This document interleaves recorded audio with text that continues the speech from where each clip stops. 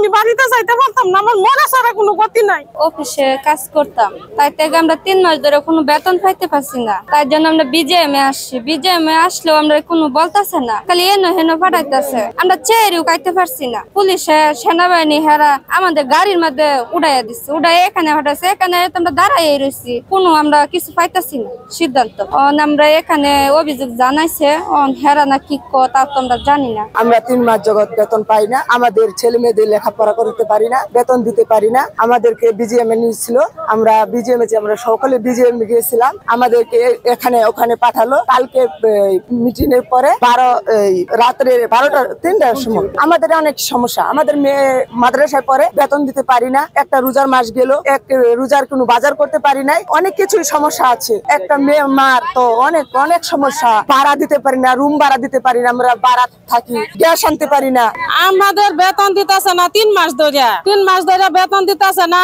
আমরা এক জায়গায় আইসা বসে রয়েছি, মশার কামড়ে মনে করেন খায়া না খায়া হাতে নাই টাকা পয়সা, না খায় দেন বাচ্চা কাচ্চা বাড়িতে রেখে আসছি। বাড়িতে বাচ্চা কাচ্চা ফোন দিয়ে কান্দতেছে, ফুলাফান বাইত না খায় আছে, বুঝছেন, ছোট ছোট বাচ্চা কাচ্চা রেখে আসছি। এখন আমাদের কি করা কি করবো আমরা বুঝতেছি না। বাড়িতে গেলে টাকা পয়সা ছাড়া বাচ্চা কাচ্চা করবো, মার্কেট করে তো কি বলা যাওয়াতে না যাওয়ার রাস্তাতে আমরা মরিয়া যাই গাড়ির তলে ভরিয়া। কিন্তু টাকা পয়সা যদি না আমি বাড়িতে যাইতে পারতাম না, আমার মরা ছাড়া কোনো গতি নাই। আমগারে খালি ঘুরায় ঘুরায় নিছে, অমুক দিন না অমুক দিন, অমুক দিন না অমুক দিন, এরকম হইরা হইরা হইরা এরা ঘুরায় ঘুরায় বেতন আমাদের দিবে। তারপরে মাঝখানে যাও এক বেতন আমরা হইরা লইছি, হ্যাঁ আমার অর্ধেক দিছে আর অর্ধেক রাখিয়া দিছে, 8 দিন পরে দিতাছি। এটা কয়ে হইরা পরে এই যে বন্ধ করছে, এই 3 মাস 4 মাস হয়ে যাইতেছে, আমাদের কোনো বেতন নাই। এই যে ঈদ পরে মনে করেন আইসে, কোনো জায়গায় চাকরি নেওয়া জানা ইচ্ছা নাকি কোনো অফিসে নিবে, সময় কম নিছে না। তা আমরা মনে করেন আমার ছেলে মেয়ে আছে, লেখাপড়া করাইতেছি, তারপরে আমাদের কোনো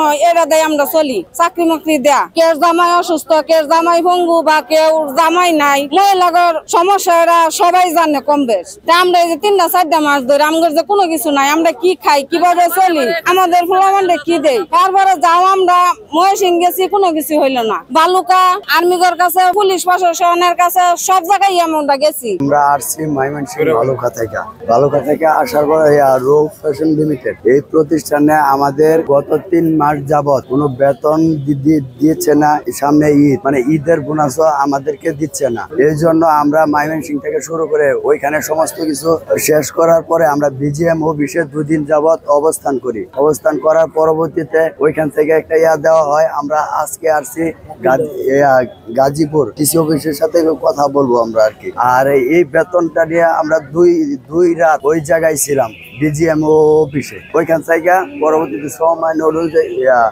শ্রম অধিদপ্তর থেকে আমাদেরকে এইখানে পাঠানো হয়।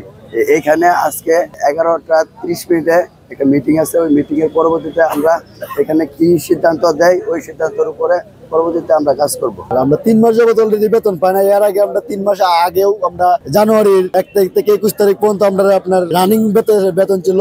21 তারিখের পর থেকে আমরা 45 দিনের লেওয়ার, এরপরে আবার 45 দিন দিছে, টোটালি 3 মাসের আমরা লেওয়ারের টাকা পাই। এর আগে আমরা জানুয়ারি থেকে 21 তারিখ পর্যন্ত 21 দিনের বেতন পাই, মূল বেতন যেটা আমাদের। এর আগে 2টা বেতন দিছিল, এর থেকে আমরা 10 দিনের টাকা কর্তন করে নিয়ে গেছিল, ওই টাকাটাও পাই। প্লাস আপনার যে ঈদের যে বেতনটা, এই বোনাসটা, এই বোনাসটাও মানে আমরা পাইতেছি না, এটাও পাই।